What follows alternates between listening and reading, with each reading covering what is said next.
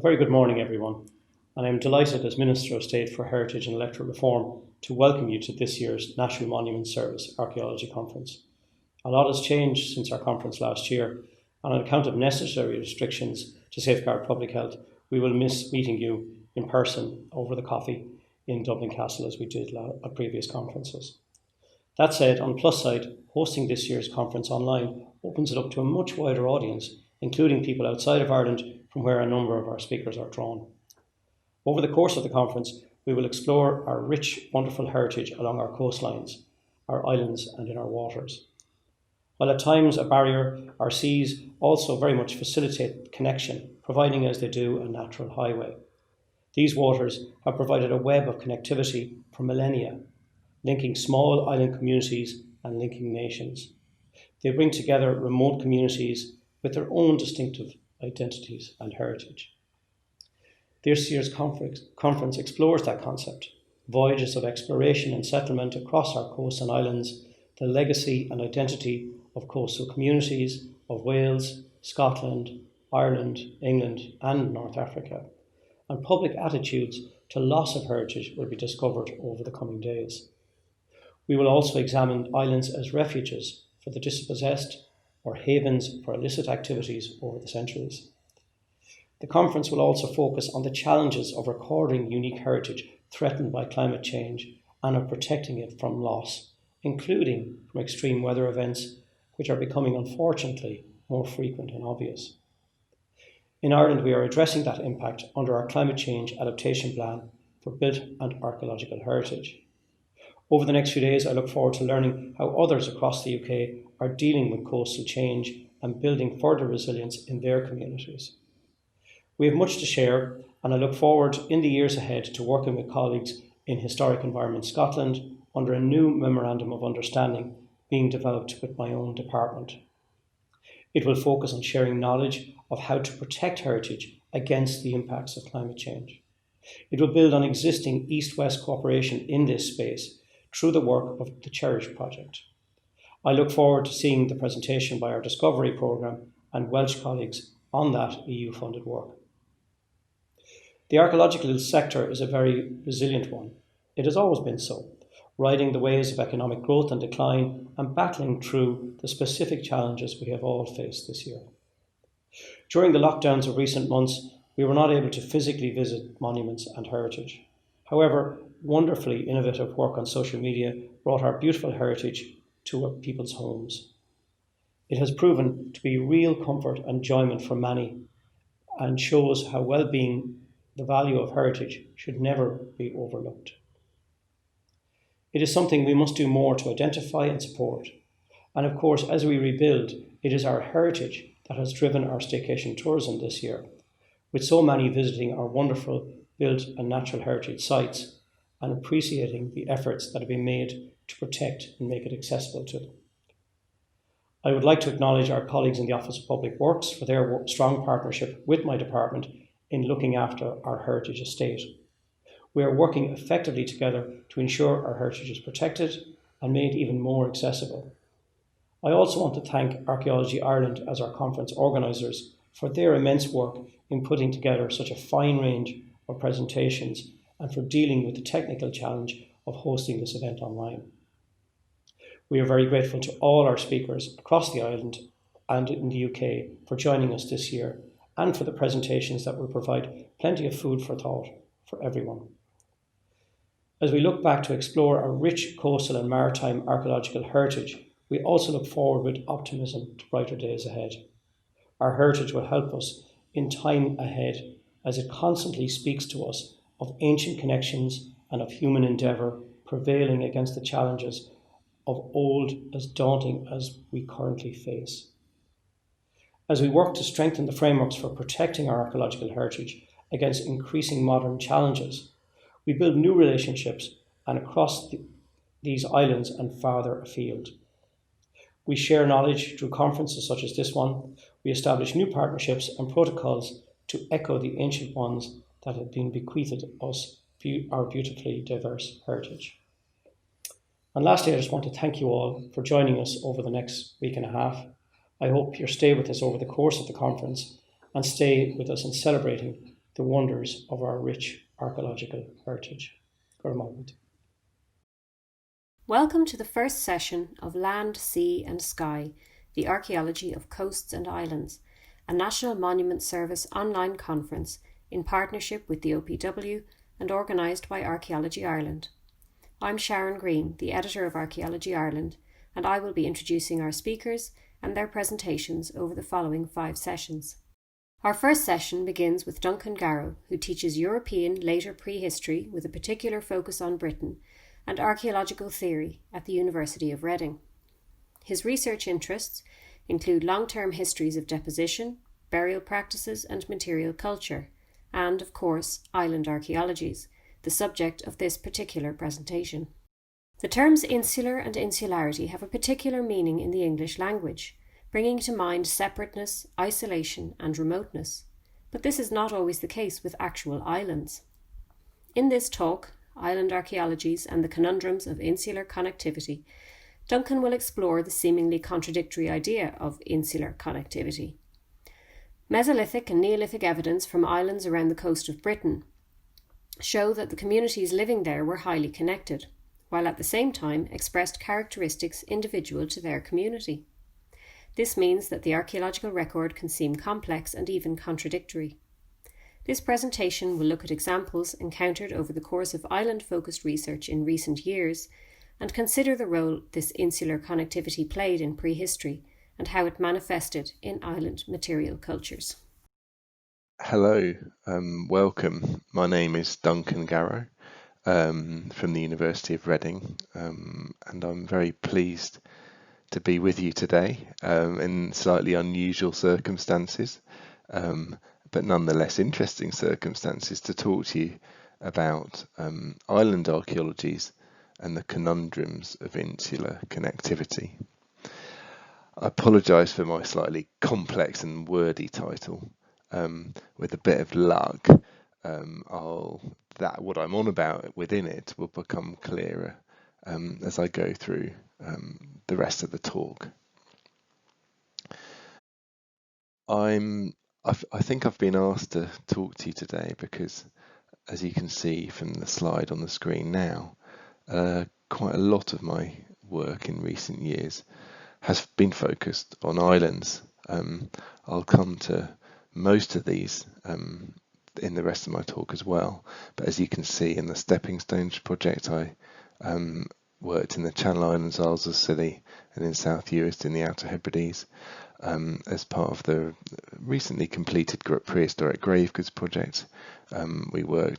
We had case study areas in Orkney, the Outer Hebrides and Anglesey, and I'm currently working on the Isle of Lewis and more widely across the Outer Hebrides. But you'll at the moment, but you'll come to find out a bit more about that shortly. So I've been, perhaps you might say, a little bit obsessed with islands in the past few years.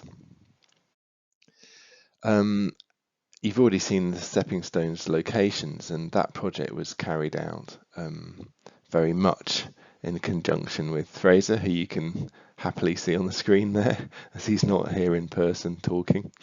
And a lot of what I'm going to be talking to you about today is work that's been carried out in collaboration with Fraser as part of the Stepping Stones project, which, as you can see, was funded by the Arts and Humanities Research Council. When we came to when we embarked on that project, we were trying to understand the process by which people in Britain and Ireland moved from being Mesolithic hunting and gathering through to being Neolithic farming with pottery and monuments. People had long argued that the process by which the Neolithic moved from continental Europe to Britain and Ireland, something we'll come to discuss a little more in a minute, that the sea was very important because obviously that transmission occurred across the sea. Fraser and I made the point that people often discuss the mainland of Britain or the mainland of the island of Ireland, often been discussing those land masses in considerations of the Mesolithic Neolithic transition, but they'd rarely actually looked at the seaways in between themselves. So what we wanted to do was enhance the material record in those island groups that you can see in yellow circles on the screen.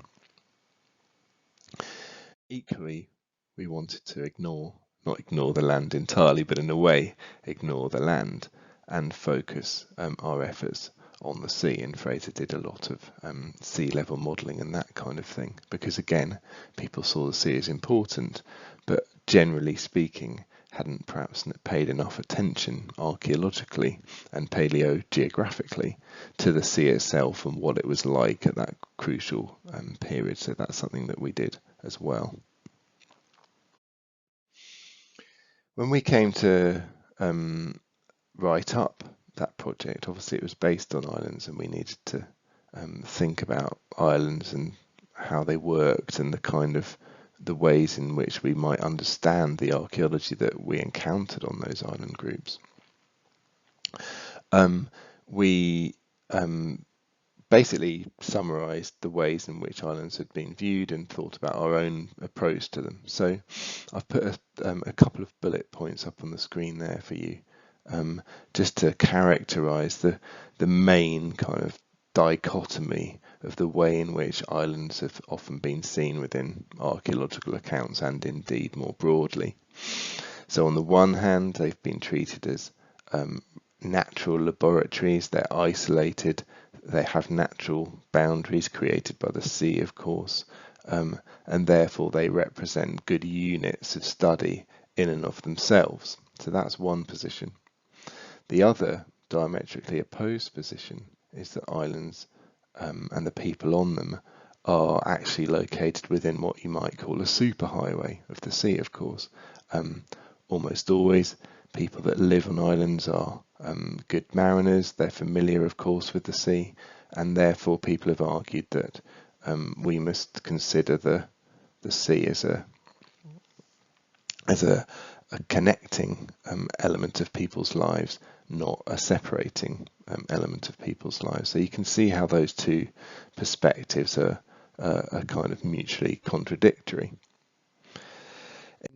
In thinking about it further, with Fraser, we drew on Andrew Fleming's idea that islandness, as he termed it, is a relative contingent situational matter.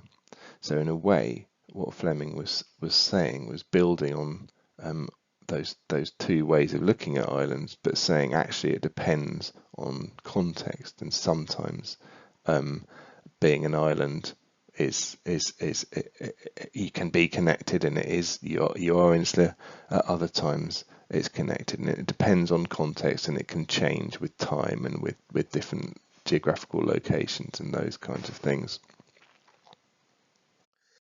Building on Fleming's idea, Fraser and I came up with this notion that's in the title of my talk today of insular connectivity, and what the idea that we were trying to convey was that islands could simultaneously be insular and connected, and I'll give you a load of examples about that as we move forwards in this talk. But so we're essentially developing Fleming's idea, but making sure that the actual contradictions of those last 2 points that we looked at could potentially exist together at one and the same time and be made manifest in the archaeological record together. So in order to give you a sense of what I mean by that, and to play out those ideas in archaeological terms using archaeological evidence, I'm going to look at 3 different aspects of that insular connectivity conundrum, we might call it, that I've encountered in my recent work over the past 10 or so years.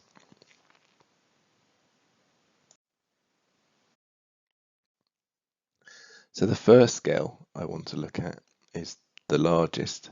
I want to talk about the process of Neolithic transition that we looked at in the Stepping Stones project from France to Britain, as you can see, nicely illustrated in that yellow rectangle. So in short, the Neolithic arrives in northwest France about 5000 BC, sorry, the BC's behind me, and doesn't properly take off in southern England until, as you can see on the screen there, around 4050 BC.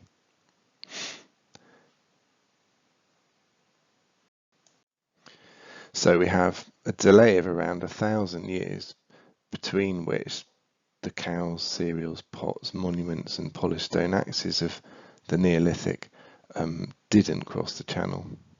Another issue that's been much debated is the direction, and so people throughout much of the 20th century really debated whether the indigenous Mesolithic inhabitants of Britain and Ireland had taken on Neolithic ways of life, or whether the Neolithic had arrived in those islands as a result of actual people moving from the continent. This debate has taken quite a dramatic turn in the last couple of years because of ancient DNA evidence in particular. So people have been working on the arrival of the Neolithic across Europe as a whole, and this Brace et al. Paper was published in 2019 that looks specifically at what happened with the early Neolithic in Britain. So you can see on the screen there the actual human remains that they sampled to extract ancient DNA from lots of Neolithic and as many Mesolithic examples as they could find. And to cut a long and complicated story short, what happened, what they found was that you can see in the green box there, the Mesolithic samples fitted quite nicely with, you can see the hunter-gatherer on the right there, hopefully, Holocene HG hunter-gatherer populations of Europe. But the British Neolithic samples fitted much more closely with the Neolithic samples that had been obtained from continental Europe. So there's not much overlap in terms of those populations. So what that means is what they argue, and what that means in ancient DNA genomic terms, is that essentially we can perhaps view the Neolithic as the early Neolithic population as incoming from the continent, rather than indigenous hunter-gatherers on the left in the green having taken on Neolithic practices. To some extent, genetically, that debate has been resolved at one level at least, and I'll explain the complications in a minute, because of course we're talking about conundrums here. There's their bar chart just showing the admixture of populations. So on the left is the indigenous hunter-gatherer contribution, and on the right, much bigger, is the ultimately Anatolian Neolithic population, which spread across Europe, contribution to the British Neolithic. So you can see much more blue, suggesting that migrating continental people were mostly represented in those Neolithic samples. In one way, that simplified the discussion. In other ways, there's still complexities that were relevant in the early 20th century and remain relevant today, and those come in the form of material culture. So I've just taken some nice images from the Spear de Hill publication because they illustrate what I'm talking about really nicely. So those are some pots from an enclosure only 100 kilometres from Kent. On the left, you can see some carinated bowl forms, and those would be entirely expected and normal in British and Irish early Neolithic assemblages, whereas the pots on the right are entirely unfamiliar within early Neolithic assemblages.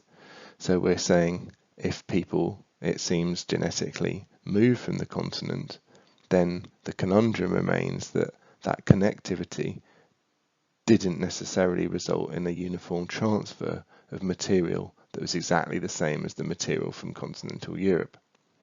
The same kind of thing is seen in flint assemblages, harder to illustrate.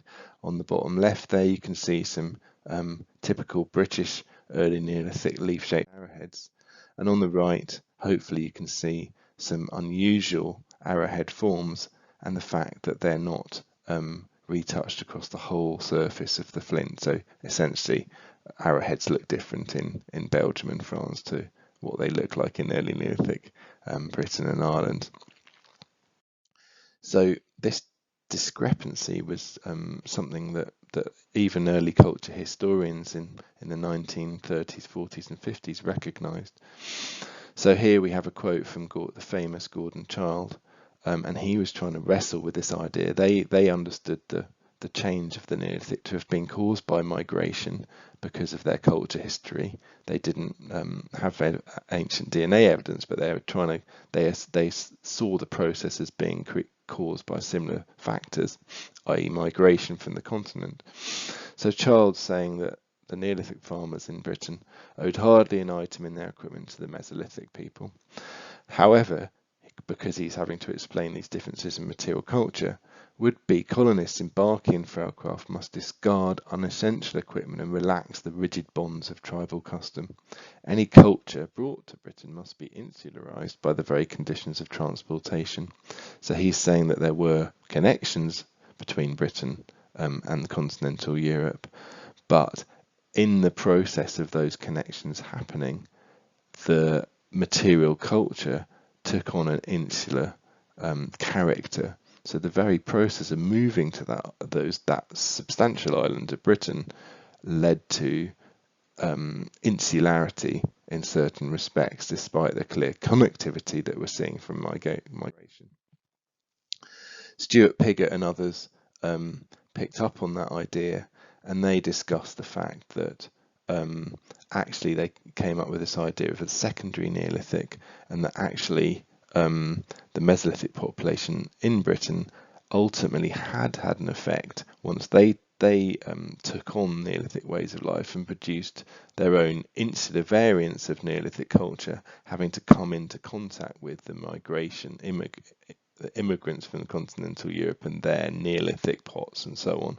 So again, he's talking in a slightly different way, but again about this idea of the insularization of Neolithic material culture following the migration in that represents connectivity from continental Europe with the early Neolithic.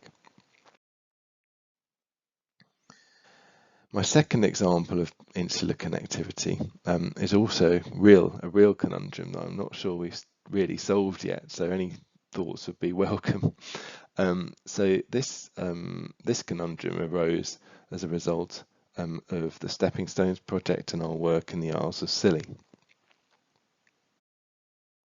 So we were working on the island of St Martin's, a site known as Old Quay. We undertook this work in 2013 and 2014. As you can see, it's not a bad place to work of a sunny September.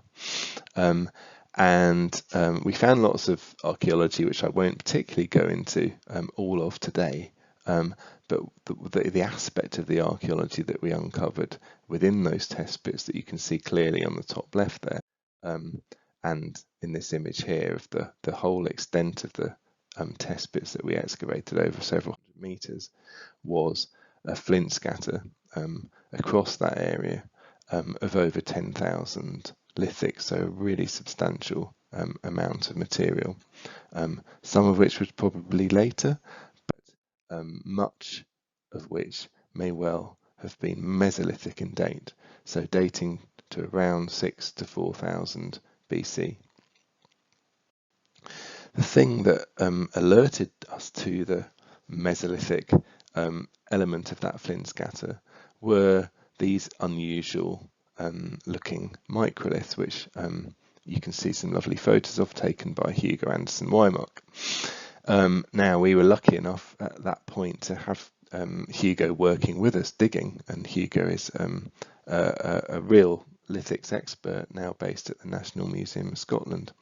And Hugo, being an expert, unlike me and Fraser, said saw these microliths that we've been excavating within our test pit, so contained within the soil, and noted that they didn't look quite right as far as he understood English microliths to look. We're off the south coast of England, so you'd expect them to look like Southern English ones.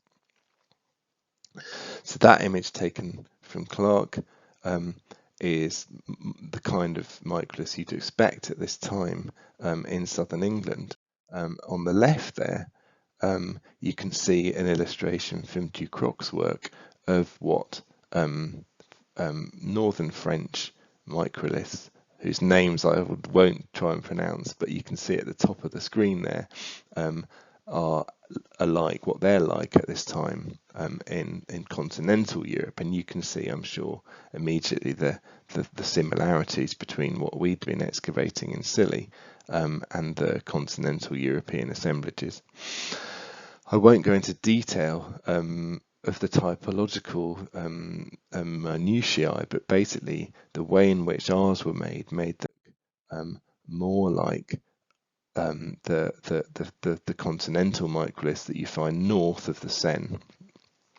So in that area defined by the yellow dashed oval up the top there. And so you can see what we're talking about there in terms of the Isles of Scilly on the left in the circle, and the area in which those microliths are typically found in continental Europe. So an interesting and very unexpected finding to try and explain. These are the thoughts that we had and had to try and explain, perhaps inadequately in our report on the site. How did they get there? So what are these microliths that look like Belgian ones doing in the Isles of Scilly? And you can imagine Mesolithic mariners in their skin boats, perhaps setting sail, getting blown out to sea, and luckily for them, arriving in Scilly, not way off to the left of the screen, out in the mid-Atlantic.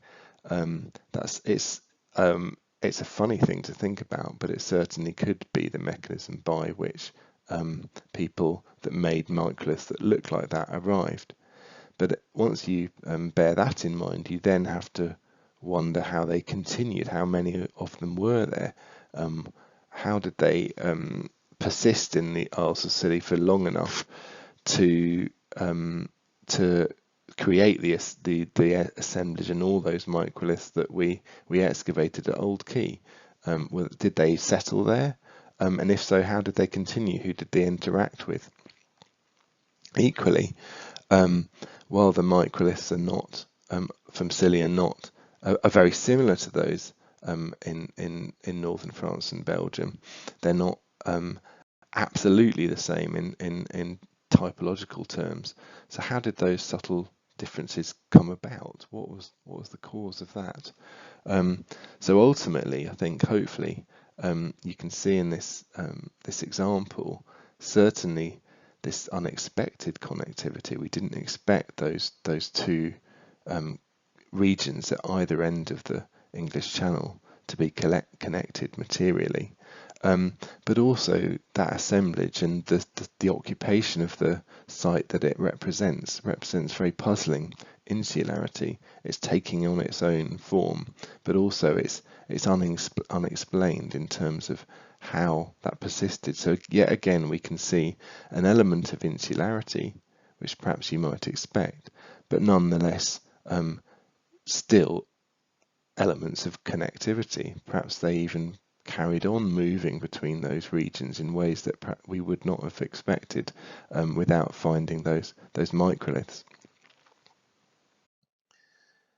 So finally, I'm going to move on to my last example of the insular connectivity conundrum by focusing in on our recent work on the Isle of Lewis. This is an ongoing project. It began back in April this year, and as I make this recording, actually we should have been excavating the site that you can see on the screen there, but world world developments got in our way, and we've had to put off the fieldwork till next year. But anyway, the Islands of Stone project I'm working on with Fraser, with Angela Gannon from Historic Environment Scotland, who I think is going to be talking to you later in the conference, which is good, about her work in St Kilda, and Steph Blankshine, who's the postdoctoral researcher on the project, based in Southampton. So this project is looking, as you can see, at Neolithic crannogs in the Outer Hebrides. I thought I'd put a definition up on the screen of a crannog because it's not always something that people know. And this is we're working in Scotland, but of course there are many crannogs in Ireland, many more actually in Ireland as well. So in the Scottish definition from Canmore, the Scottish National Record of the Historic Environment, a cranog's an island which is partly or wholly artificial, that's formed by dumping timber, earth and stones and revetted with timber piles or a palisade built in a loch, a wetland or an estuary, dating from the prehistoric period to the medieval period. And you can see that lovely reconstructed crannog from in Loch Tay from the Crannog Centre there to give you an idea. So crannogs are very prevalent across Scotland, as you can see from that distribution map. There's over 500 in total known, of which I'm sure you can see on that map there's a particular density in the Outer Hebrides, especially in the southern part there, with maybe 150 recorded. And as part of our project, we're hoping to increase that number somewhat. So it's a very prevalent site type across the whole of Scotland, basically. Just a reminder that in that definition of the fact that this is a multi-period site type, they've said it's dated from prehistory to the medieval period, and you can see in Graham Cavers's work that I've made into a bar chart the distribution of dates. So you get them from mainly from the Iron Age through say 800 BC through to the medieval and even post-medieval period. That single one bar chart in the pre-800 category is interesting. That bar is created by Ireland Dommel in North Uist in the Outer Hebrides, a site that was excavated by Ian Armitt, who you can see on the screen there, in the 1980s. Ian went to dig the site, thinking quite reasonably and understandably that it was an Iron Age site, and he wanted to understand the difference between a crannog, an Iron Age crannog, and an Iron Age shoreline settlement that they knew existed nearby. So they started digging at Loch Olifat, and soon began to uncover pots like those you can see beautifully illustrated by Mike Copper on the right there. And Ian and his team thought, these don't look like Iron Age pots, they look like Neolithic pots, and subsequently excavated an amazing Neolithic site with buildings that you can see in the centre of the screen there, with substantial stone hearths and a complex series of archaeology. Following that discovery, everyone obviously found it quite surprising, because previously crannogs had been thought to be Iron Age or later. Everyone thought that more might turn up, but over the course of the next 20-25 years, none that were definite did, until Chris Murray and his colleague Mark Elliott came along. Chris is an ex-Royal Navy diver, and is a very competent diver and a very careful excavator. Chris was out walking his dog one day, as you are, saw an island on the Isle of Lewis where he lives, and thought, I wonder what that is. Being a curious character, Chris didn't just wonder, he thought, I'll find out a bit more. Went home, got his dry suit, his scuba gear, lugged it across the moorland, and had a swim around that site, and as you can see from his fantastic photo on the left, produced some amazing Neolithic pottery. That's a almost complete Untitled bowl. He took this material to his friend Mark Elliott, who was working as a conservator at the museum, and Mark immediately recognised it as Neolithic, and they thought, a bit like when he dug Island Donald, that's odd, Neolithic pottery on a crannog. So Chris and Mark together embarked on a much wider campaign of diver survey, really an impressive number of sites when you consider what a lot of effort it is to dive these, and identified several more Neolithic sites, which you can see as red dots on the screen. We've been working the most northerly two ourselves in collaboration with Chris in recent years. So they and there is more of the same kind of remarkable quantities and preservation of Neolithic pottery in the loch around several of those Neolithic sites. So there's Loch Borgestale, one of the sites that we've been looking at, and the one that I should be on now.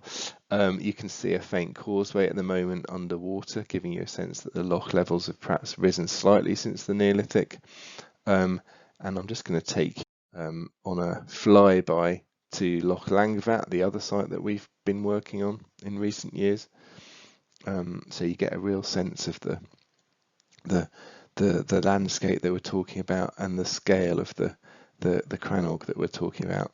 There's Chris. He's not actually so manic. The film's speeded up, waving his arms, and you get a sense of the divers that are working underwater to recover more pottery, and our base on the stone islet that is built entirely by piling up big boulders in this case.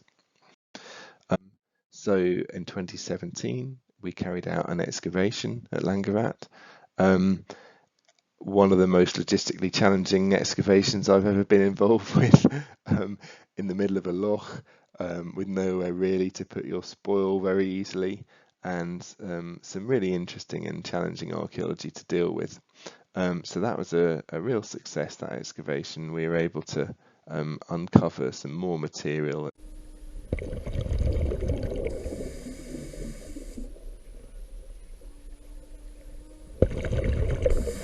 Yeah, right there, Rodrigo. I'm just filming it and I will bring it back.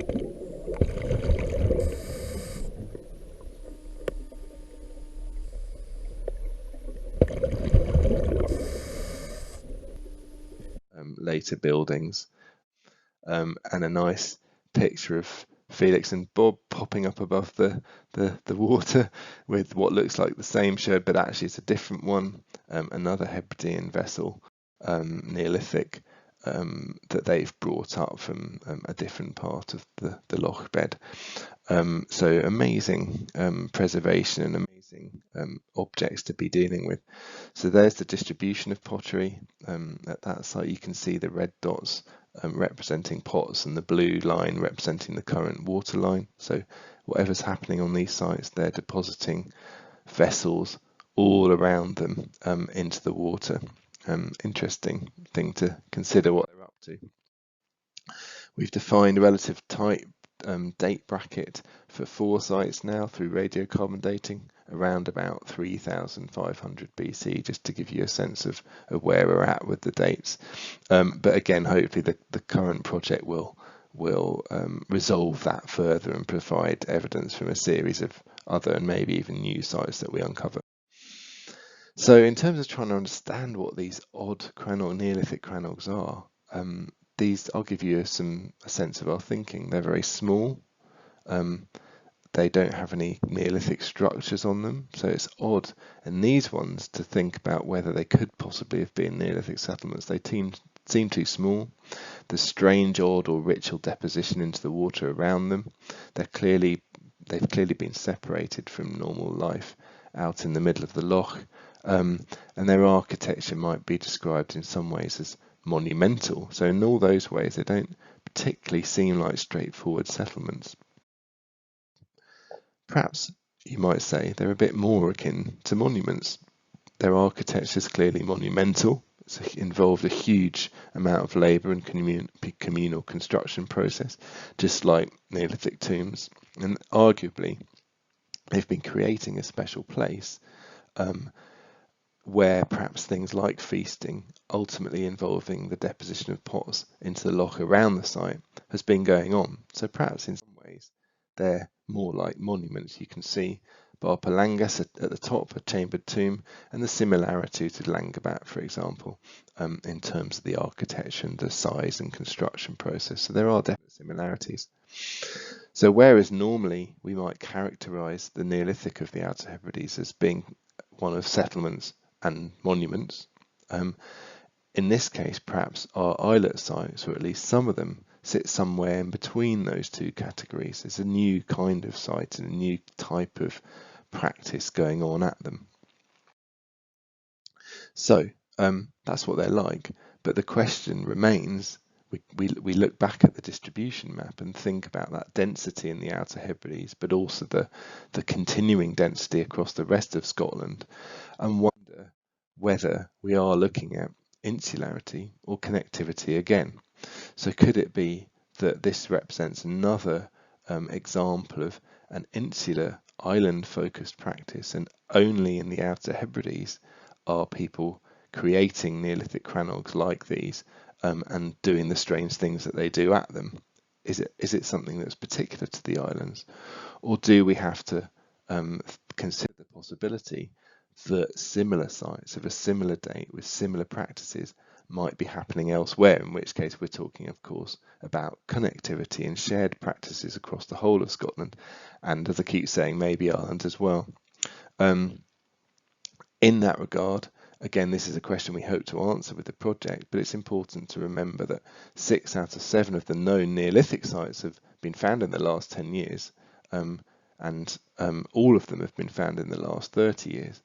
And it's also important to remember that only 112 out of nearly 600 sites across the whole of Scotland had any date associated with them. So the potential remains, certainly, for some of them elsewhere to be Neolithic, and for us to resolve that conundrum of whether we're talking about Outer Hebridean insularity or connectivity that is at the core of this talk. Hopefully, the continuing project will resolve some of these questions by looking at, we're going to be doing further survey work and undertaking a lot of desk-based research to try and see if we can find Neolithic material culture associated with other, what people thought were Iron Age crannogs, but could be Neolithic ones. And watch this space, I guess. So just to finish, I'd like to return to my title slide and the lovely photo that Charlie Johns took from St Martin's, and I've highlighted the most islandy island in that photo, Hanjaig, I think you say, and just to make the point that islands can, of course, have their own identity. They can be insular, and therefore you get island-specific characteristics, if we've been seeing in the material record. But also, of course, they're necessarily connected to other islands, and indeed the mainland of various scales. So therefore, you get shared characteristics that the islands also share with other islands and the mainlands nearby, as we've seen in various examples through my talk. So the main point that I just wanted to come back to at the end is to emphasize that this apparent contradiction, that their islands can be both insular but also connected at one and the same time, is absolutely key to our understanding of the material record of those places, as I hope I've explained in my various examples. And the important thing is not to try and see that as a problematic contradiction, but to accept it and embrace it, not to be confused by it and think, why are some elements insular but others connected? Because that is the nature of islands. They have that inherent insular connectivity at their heart, and the conundrum is an inherent aspect of their archaeological record. So that's the main point that I wanted to make, and hopefully it will be a point that will be useful and worth bearing in mind as the conference progresses and we look at all sorts of other different kinds of archaeology and other spatial locations and that kind of thing. So I hope the complex title that I gave you at the beginning has got a bit more understandable through the course of my talk, and that you've enjoyed a few of sharing a few of the island material records that I've been lucky enough to experience the last decade or so. So all that remains is to say thank you very much for listening to me, and do enjoy the rest of the conference. Bye now. The second presentation in our first session of Land, Sea and Sky, the Archaeology of Coasts and Islands, is by Christopher McCarthy, Director of the National Folklore Collection at University College Dublin. Christor's research interests include the study of vernacular boats, fishing and the settlement patterns in Atlantic, island and coastal communities. He is joint editor of the Royal Irish Academy's new survey of Clare Island Volume 1, History and Cultural Landscape, and editor of Traditional Boats of Ireland, History, Folklore and Construction, published in 2008, which brought together the results of the Traditional Boats of Ireland project, Armad Dukas. In his presentation, Modes of Transport in Coastal and Island Communities of the West Coast, Christor looks at how island and coastal settlement and the potential of communities to exploit maritime resources are strongly affected by available boat technology. Forms of transport are dependent on the material culture and technological expertise of a given community, with vernacular boat types designed to respond to specific environmental conditions and economic imperatives. He also looks at the close relationship between island culture and that of its corresponding mainland, both tangible and intangible elements, and at how in historic times many island settlements developed from places where livestock was grazed for the benefit of a landowner, managed by just a few individuals, to become the homes of distinct communities. In the 19th century especially, the merits of island living included not only greater proximity to hunting and fishing grounds, but also acting as potential refuges for the dispossessed. In this presentation, I will discuss some issues affecting settlement, economy and transport on the West Coast in recent centuries, with a particular focus on the islands. These issues include accessibility, links with the mainland community, and engagement in the wider economy. I will draw on the experience of a number of islands, principally those of the Connaught Coast, but with reference also to island communities in the southwest. Where land was in short supply in the mainland, a man or woman might be tempted to marry into an island community, which itself would surely have extended family on the mainland. Some might be in a position to purchase land, or others might in desperation travel there and simply squat on vacant land in the hope of achieving a subsistence, something which occurred on a significant scale in the case of Clare Island, as I will discuss below. Settlement of many islands, other than the major offshore islands of Inishmore, Arranmore, Achill Island and others, is relatively recent. Many smaller island communities started out as home to lone herders, responsible for livestock placed there by landowners keen to avail of their grazing potential. With population growth came increased fishing effort, principally by small boats and crews without sufficient capital to invest in better vessels and equipment. But while material resources determined the scale of craft available, coastal topography profoundly influenced its form. The population of Ireland's offshore islands, of which the islands of the west coast comprised the vast majority, peaked in the 1840s. 211 islands were inhabited at the time, with an overall population of some 35,000. By 1911, the number of inhabited islands had almost halved to 124, having a population of about 25,000. Today, the number of inhabited islands has dipped below 60, and the population, which has shown signs of stabilising in recent decades, hovers about 9,000. The region of South Connemara, a hinterland of the Aran Islands, contains a necklace of small inhabited islands, most of which are now connected by bridge to one another and to the mainland. These islands and the sheltered bays surrounding them are home to a vigorous tradition of wooden sailing and pulling boats, widely used in transport and fishing. It is mainly in the ocean-facing, exposed fringes of this district, such as at Thráváin, just west of Garrow, that skin boats or currachs flourished.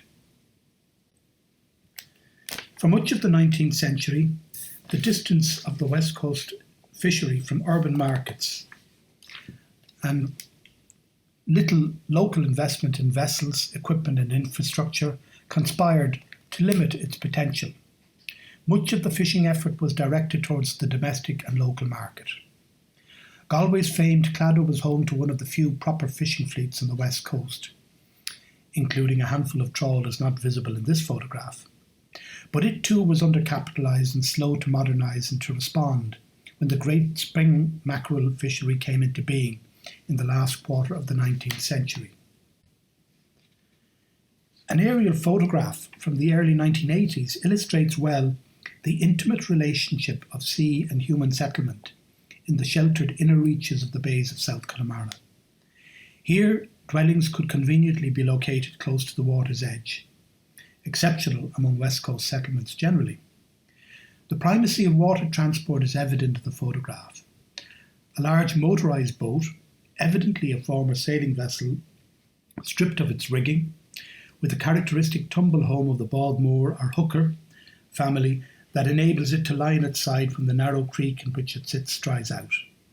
Alongside it are two wooden currachs, or currach ahmed, small wooden boats powered by oar and outboard motor, which owe their shape and certain features of construction to the canvas currach. This versatile boat remains the preferred working boat type for inshore fishing and other work on the Galway coast. Tellingly, there appears to be no provision for parking a motor car, emphasising the continued primacy of water transport even at this late period. In contrast to the sheltered setting of the bays of South Connemara, in exposed stretches of the west coast and in a great many inhabited islands, where landing places suitable for large craft are historically inadequate or absent. As a consequence, boats needed to be light enough to be launched directly into the sea and carried ashore to safety on their return. A Lawrence photograph from the 1890s captures a busy scene on the foreshore at Dua in the west of Achill Island. A total of 14 currachs are visible, most of which are readied for the water and others safely stored above the high water mark. The scene contrasts sharply with that of the eastern end of the island at Achill Sound, where wooden boats dominate. The currach is an example of a boat design that responds directly to its environment. In this case, an exposed shore lacking shelter for boats. In terms of functionality, its success as a means of transport, fishing or carrying, the currach can be fairly described as fit for purpose. It is also a craft proportionate with the scale of available local manpower and investment. The Dua scene captured by Lawrence was a familiar sight in other districts in this period, such as a small gathering photographed by him at Liscannor Strand in County Clare. Liscannor boasted a harbour by this time, the only true harbour on the West Clare coast, built primarily to facilitate the export of slate from local quarries. The currach was, however, the dominant fishing craft, as elsewhere in the Clare coast. It was in this unpromising setting that important innovations in currach technology were made almost a century before. These developments arose at a time of expansion in the fishing industry. In the 1820s, the Fishery Board offered incentives to design and build an improved design of currach suitable for fishing on the highly exposed Clare coast. These steps also, happily, coincided with the interest shown by a naval engineer who happened to be stationed nearby. The structural innovations made in this era include the development of a double gunnel superstructure, enabling the craft to be extended and deepened. It also introduced the practice of using tarred canvas in place of the traditional hide covering. These radical changes filtered south as far as Dingle Bay and north into Connaught, often promoted by itinerant currach makers. The impact of these design changes is evident in yet another Lawrence photograph from the late 19th century of the landing place on Scattery Island in the Shannon estuary. An array of carefully tended currachs are lined up by the shore, a number of them substantial four-hand currachs employed by the Shannon pilots located there. A flourishing trade in turf between South Connemara and the Aran Islands, which lacked its own supply of this precious fuel, strengthened the tradition of sail in Galway Bay. Islanders traded mostly fish and farm produce, especially potatoes, for the turf. The rich grazing on Inishmore also contributed to a significant trade in livestock with the mainland. But while the biggest of the three islands could accommodate large boats, this was not true of Inishmaan and Inisir, where most goods had to be transshipped by currach. In this photograph from about 1940, the Bald Moor and Bourcock's cargo of turf is unloaded in calm conditions directly onto the rocky shore. At Inishmaan and Inisir, until comparatively recent times, the inadequacy of sheltered landing accommodation has ensured a vital role for the currach of load carrier, in addition to its role as a fishing craft. This classic image, illustrating the awkward but effective manner of transferring people and goods to and from the island ferry and service ship, the Nevena. In all three of the Aran Islands, the currach was the fishing craft of choice. In Inishmore, large four-man currachs were made for winter longlining, allowing crews to venture further offshore. The ubiquitous mast thwart, visible in the photograph, enabled the currach to run up a small lug sail on return journeys. The craft of currach making has endured to the present, notably in the two smaller of the Aran Islands.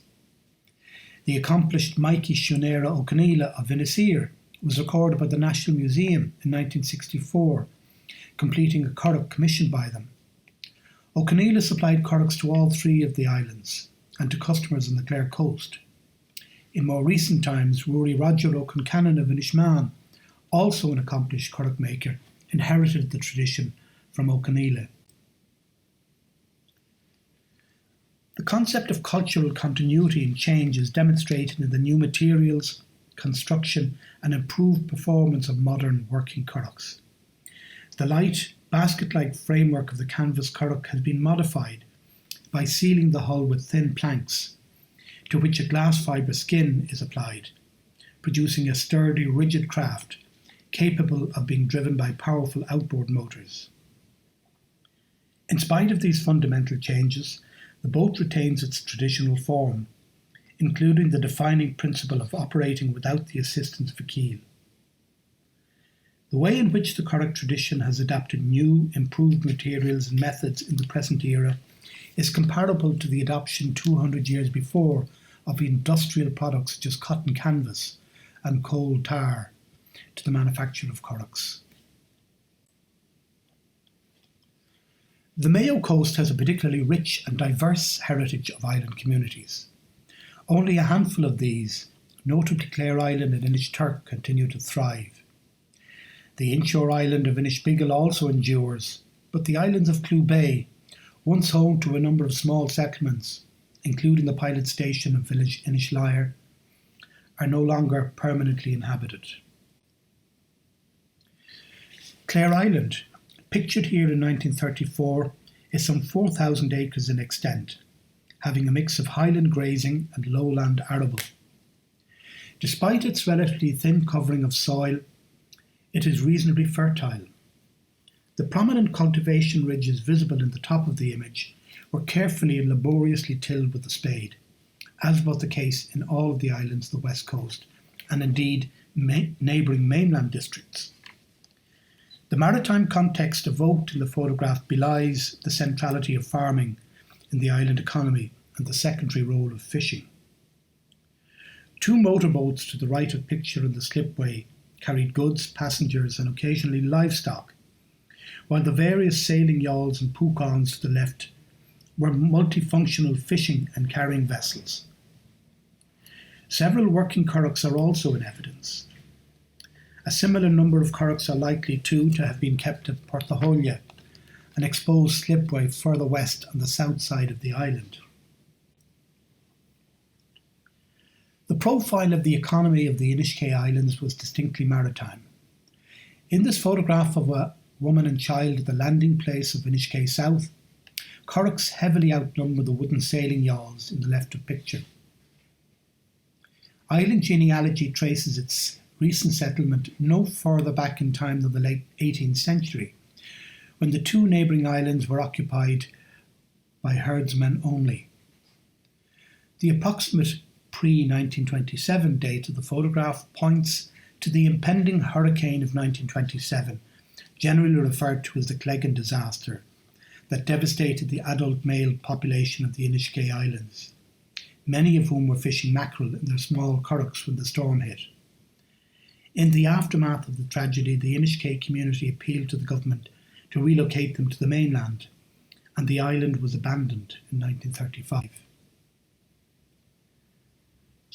A unique curragh type, nicknamed the Shkay, was developed by islanders. Like curragh makers in certain other parts of West Mayo and North Connemara, the islanders adopted the idea of fully sealing the curragh with thin boards covered in tarred canvas, making the craft more robust. The innovation allowed for a lighter single gunnel construction, making it a highly versatile craft for close inshore fishing, though limiting the depth and load carrying capacity of the craft. They were manned typically by two men pulling pairs of long, narrow-bladed oars, which are unclamped in order to facilitate shooting and hauling of nets. The key role of the curragh in the fishery is replicated throughout the barony of Erris. The substantial 4-man and 5-man curraghs seen here at Porthurlan on the North Mayo coast were used in a productive salmon fishery first developed in the late 19th century. Uniquely, they were propelled with long, single, unclamped oars and feature a captain who operated a steering oar over the stern of the boat. Curraghs were an indispensable feature of some island communities on the Donegal coast. A 1934 photograph of the slipway on Owie Island shows a line of freshly tarred curraghs leaning casually against the cliff wall, ready for immediate use. A man can be seen carrying one of the small curraghs on his shoulders in customary fashion, demonstrating how light these craft are. Their small size is linked to the limited range and capacity expected of the craft. They reflect an older vernacular tradition, untouched by the major changes in curragh design and construction that took place on the Connaught and Munster coasts almost a century before. Donegal boasts a greater diversity of curragh types than any other region of the west coast, including hybrid paddle oar forms such as this striking example, identical in size and construction to those of the previous photograph. It was built and paddled by its maker, Andy Bawn McGonigal, himself a native of Owie Island. They are effectively one-man boats, but with space to accommodate 2 or more people, propelled by oar or paddle as desired. The relatively flat bottom of the Owie Island curragh provides a stable platform on which to carry people, goods, and even livestock the short passage to and from the mainland. Tory Island, though lying further offshore, also maintained a tradition of small flat-bottomed curraghs. Here they nestle among the larger clinker punts and yawls favoured by Donegal fishermen. The Irish term for the Tory curragh, curragh caisla or paddling curragh, betrays its origin as a craft propelled primarily or solely by paddle, but which was adapted to carry oars. The tradition of flat-bottomed paddle curraghs on the Donegal coast is reminiscent of the small rounded curraghs or coracles that continued in use in the east of Ireland on the rivers into the 20th century. Curragh design and construction has continued to evolve in modern times, most notably on the Connaught coast, and especially among island communities. attention has already been drawn to radical changes effected in the design of currachs in the Aran Islands in recent times, particularly with regard to the use of glass fibre as an outer skin in place of tarred cotton canvas. This process is more marked and began at an earlier date along the coasts of North Connemara and West Mayo, notably in the islands of Inishbofin, Inishturk and Clare Island, but also in Clew Bay and Achill Island. In the second half of the 19th century, the concept of fully closing the hull of the boat or currach with planking, albeit light half-inch sheeting, covered with a skin of tarred canvas, was adopted in order to create a more durable shell, better suited to lobster fishing. In effect, the currach has adopted certain fundamental elements of wooden boat construction, while retaining its traditional form and functionality. This photograph from 2006 shows the remarkable keyhole-shaped natural harbour of Porthoon on Inishturk, which is equipped for the sole use of currachs, a boat type perfectly suited to its environment. Continuity of traditional form and the flexibility to embrace new materials and technology is a characteristic of the skin boat, a currach tradition. Outboard engines were first tried in the Mayo coast as early as the 1940s, gradually progressing to the powerful motors currently used. In settled conditions, modern-day currachs, such as the Clare Island example seen here, are capable of crossing to the mainland as quickly as the island ferry.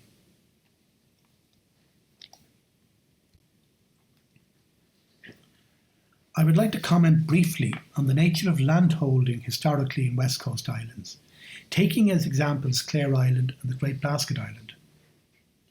Unlike its larger neighbour Achill Island, whose surface is dominated by mountain, bog and moorland, Clare Island was noted for a long time for the productivity of its soils. A parliamentary gazetteer of 1845 wrote about it in glowing terms.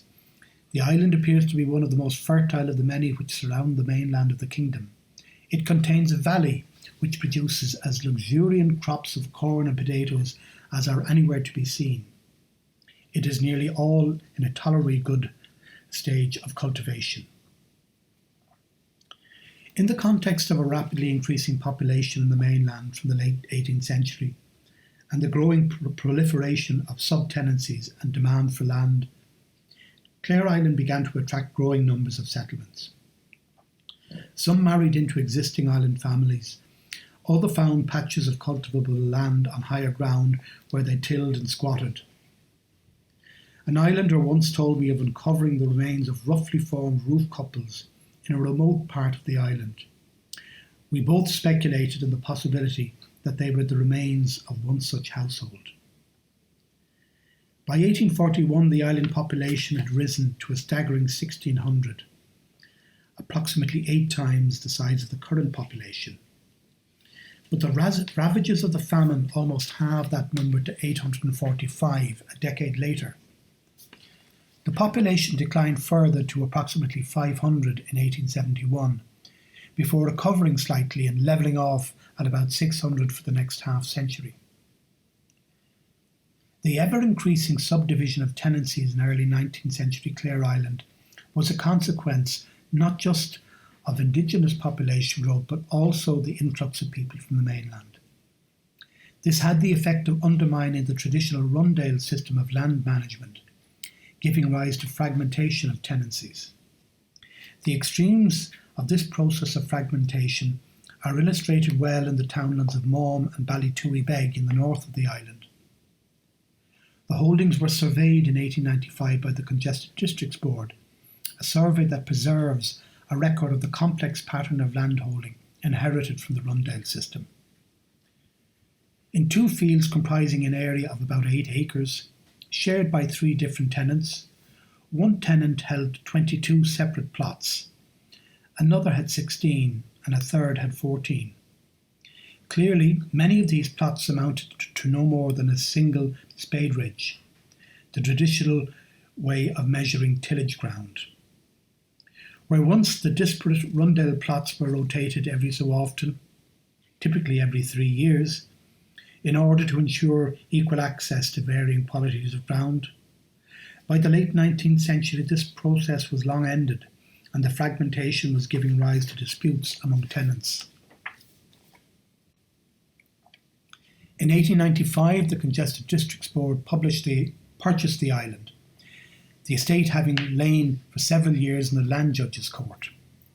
Some 3 years' rent, almost £1,800, was by then owed by the tenants, and bailiffs had been appointed by the landlord and a cattle pound constructed. The pound was demolished by islanders, however, and some tenants shipped their cattle to Achill to evade the bailiffs. The difficulties faced by the Congested Districts Board were considerable. It had somehow to consolidate the scattered tenant plots to the satisfaction of all the tenants.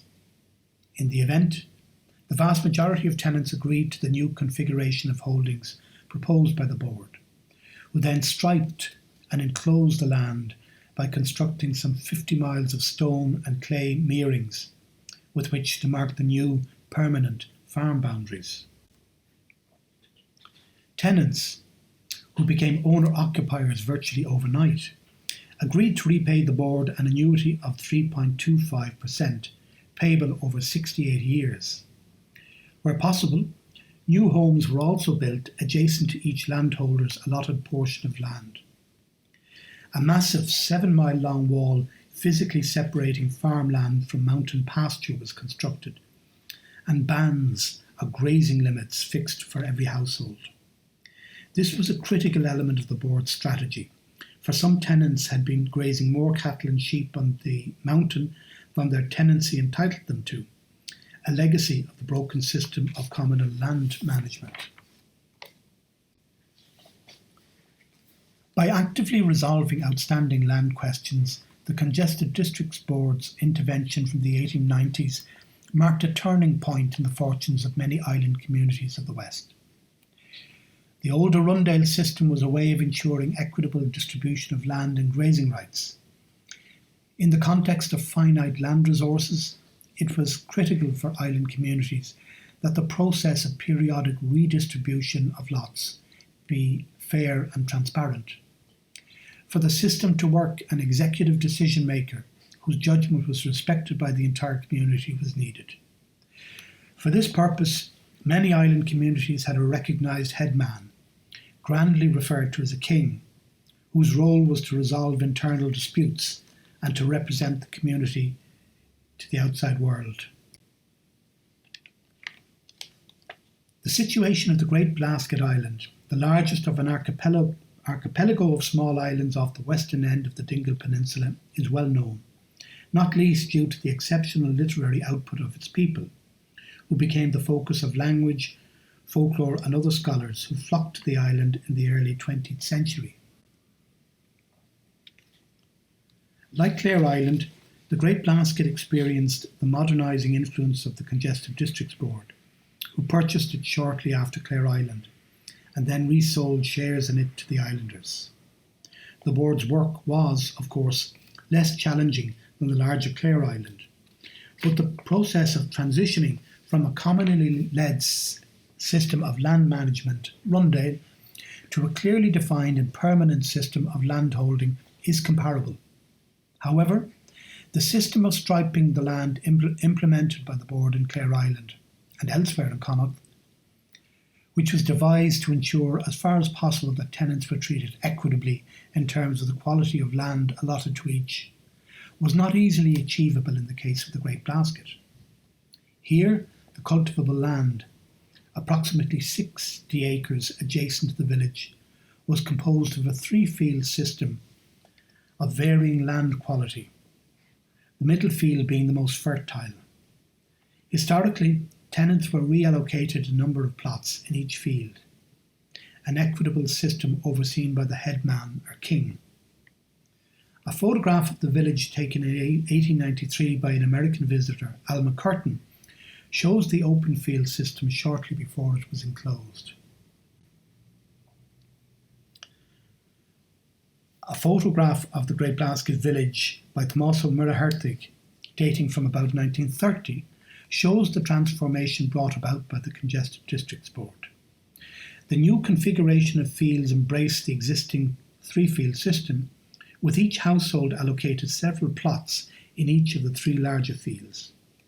In this way, the older system was respected, and individual households satisfied that they had secured an equitable mix of field plots, each of which was now clearly defined on the ground.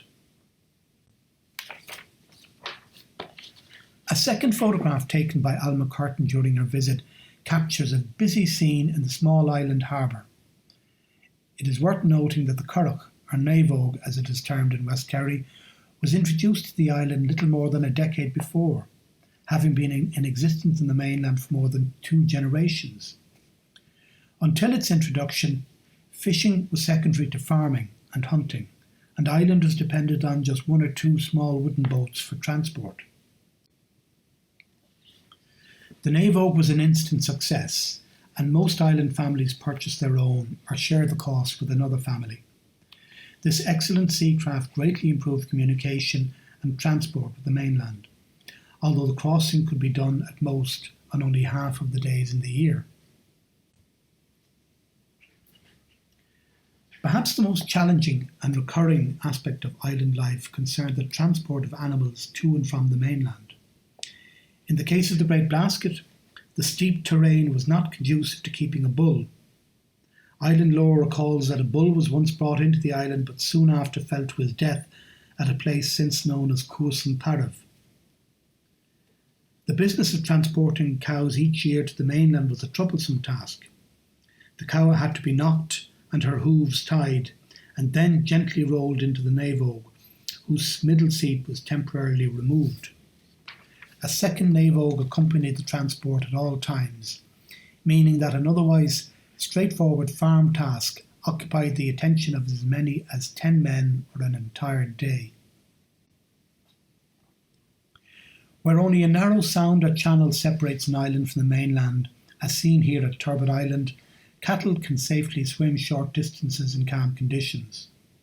Care must be taken to keep their heads raised and out of the water. And of course, the boat must be manually propelled. The 2 craft featured in this image had sufficient capacity to carry small numbers of livestock. A bád or large rowing boat on the left, transporting sheep across the mouth of Killary Fjord, and a drontham or Greencastle yawl of comparable size, carrying a cow from an Arramore Island to the mainland.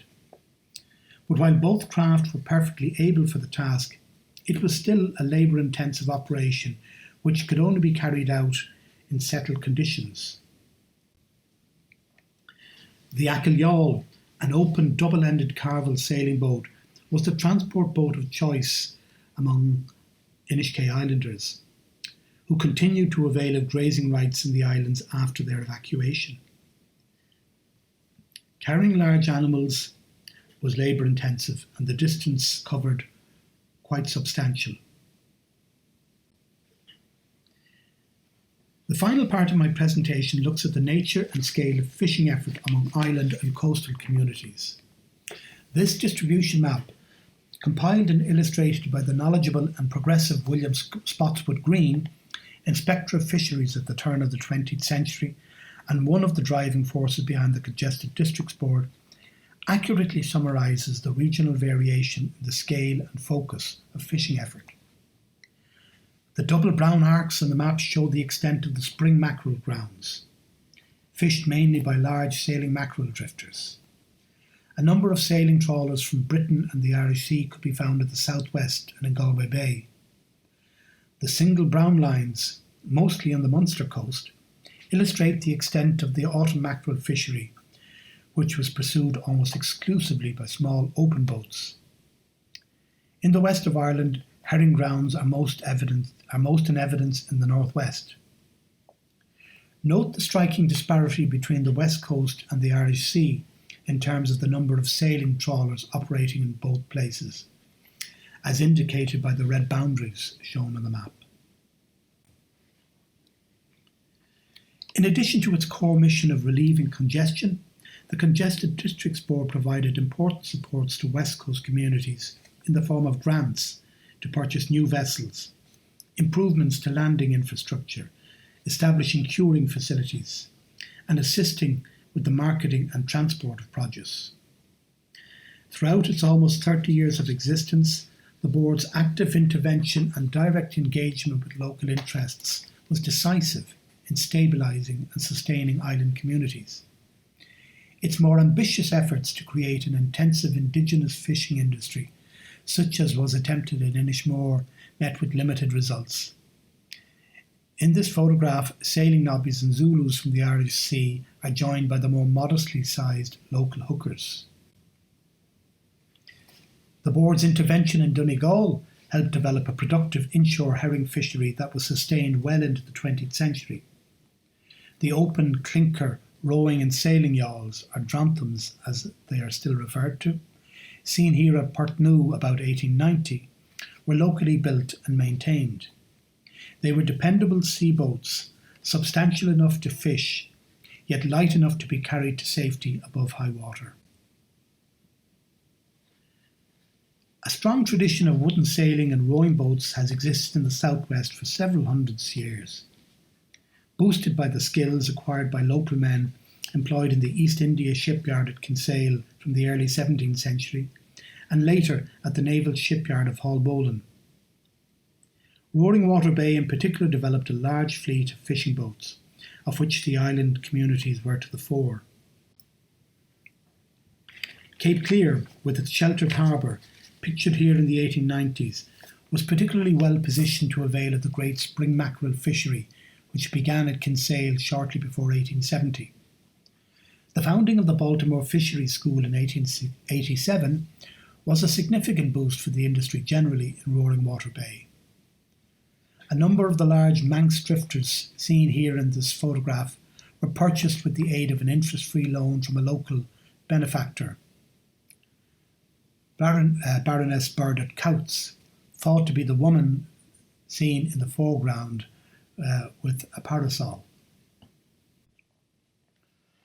Large mackerel drifters, designed and built at Baltimore, like the example here photographed at Castletown Bayer in 1913, represented a major step up in size and capacity from the traditional gaff rig boats used for mackerel and lobster fishing formerly. Two of these are moored alongside the bigger mackerel yawl. The technique of seine fishing was introduced to the southwest from Cornwall by the Earl of Cork in the early 17th century.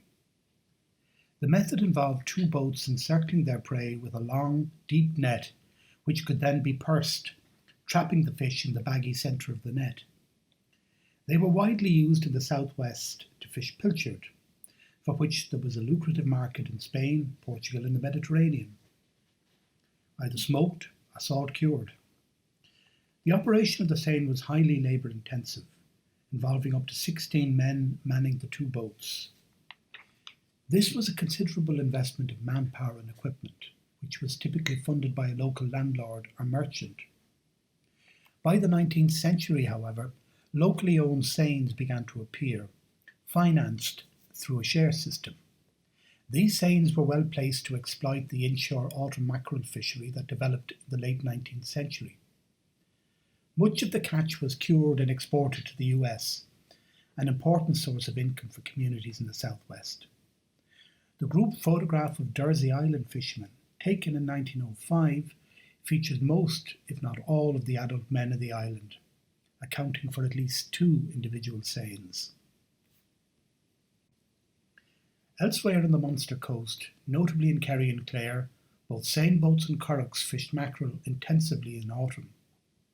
The busy scene at Ballinanowl in Merrick Harbour, recorded by the photographer Tommaso Muraherthig about 1940, shows four-man currachs or navoga, identical to those of the Great Blasket, being readied for the coming night's fishing.